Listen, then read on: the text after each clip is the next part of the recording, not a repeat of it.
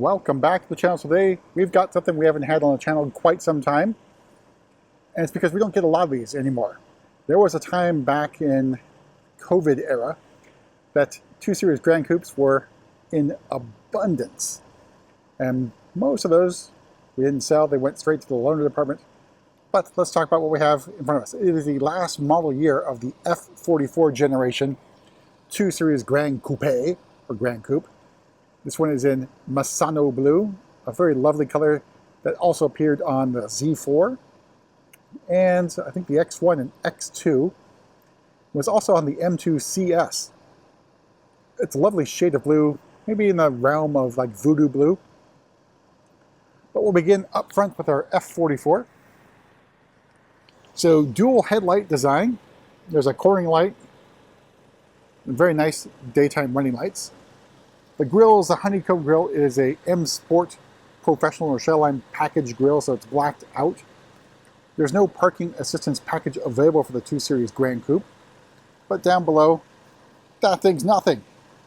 It's there whether or not you get active cruise control or not. It's basically the save cost. So that sort of found its way up to the X5, X6, X7, which sort of have the same philosophy. All right, and there's that 3/4 view of the M235i. All right, so on the side, we got the style 552M wheels. They are pretty nice design. So bicolor, you got chrome elements, you've got some black elements. I think the wheel looks pretty good. Also have floating hubcaps and very large red M Sport calipers. Tires, I believe, are 19-inch. You can sit back and take in Misano Blue. Now, not my favorite car. I will say this, the M235i Gran Coupe is a really good car to drive. So a couple of years ago, maybe it was 3 or 4 years ago, on the Ultimate Driving Experience, this is one of the cars featured, and it was a blast to drive. The 228, not so much. This is really designed to be the entry-level BMW. Now, compared to the G20 back in the day when it was first released, this had a lot of standard features on the vehicle that were optional on the G23 series. So meant to be an entry-level car, your first BMW, if you will. I don't think it hit its target audience. From my experience, most of the customers that bought these 2 Series Gran Coupes were on the older side. So BMW was really trying for younger audience. All right, so out back we have a high gloss black gurney flap. We've also got M235i badging. Looks like it is in cerium gray, so that's obviously a huge legacy.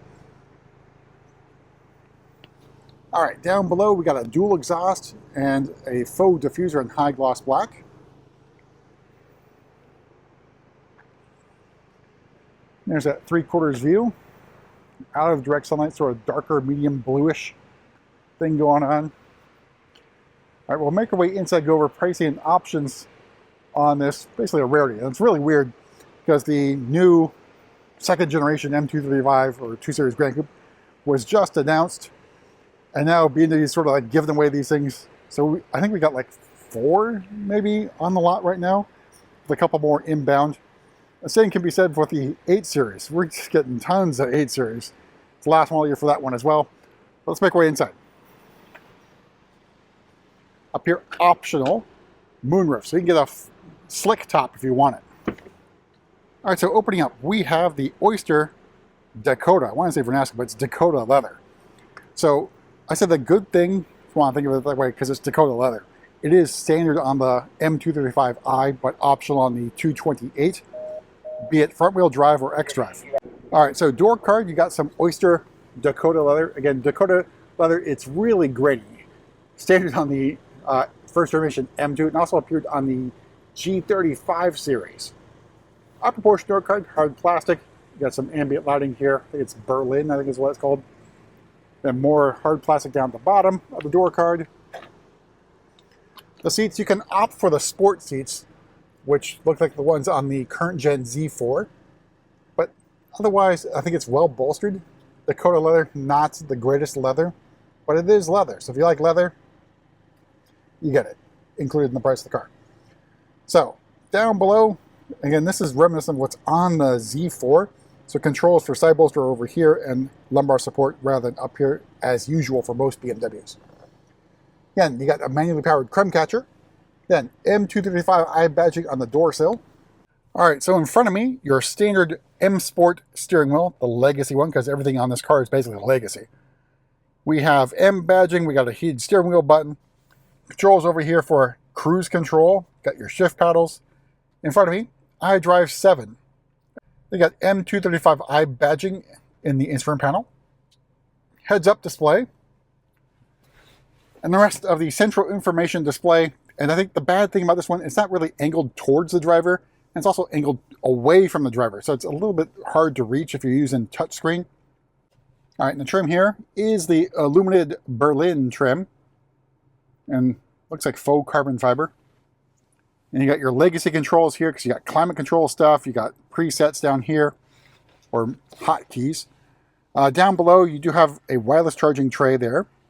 USB-C charging port, 2 cup holders. Your start-stop button, your legacy gear selector, and iDrive controller. All right, starting price, the 2024 235i Gran Coupe is $48,300, so they cheap to begin with. Misano Blue Metallic is another $650.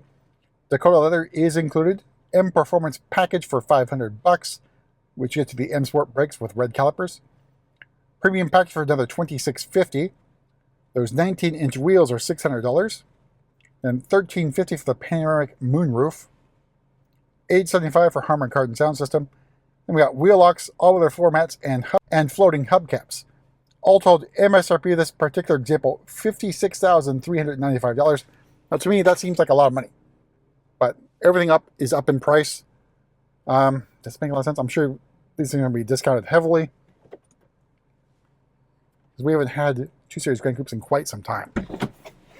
All right, so moving to the back, it does have comfort access on the rear doors. And the door opening, a little on the narrow side. And of course, you also have to deal with the sloping roof line. So getting in, make sure you duck.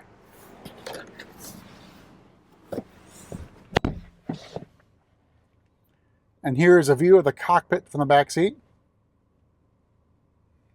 And no climate control zone in the back, but you do have 2 USB-C charging ports. Knee room, leg room, not bad at all. But I think the problem can be headroom.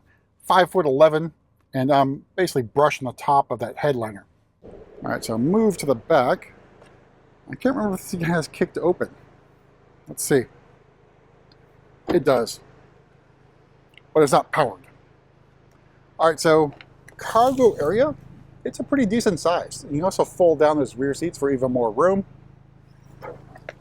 And then you have a little extra storage space down below the floor.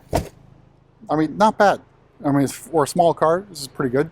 I just tried to do kick to close and forgetting it doesn't have a power tailgate. All right, let's move to the front and pop the hood and see what lies beneath.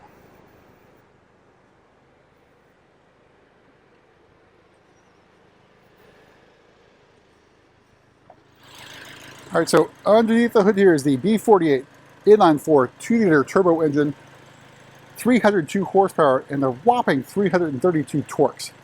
So it's very torquey, and in terms of power, I'd say pretty good.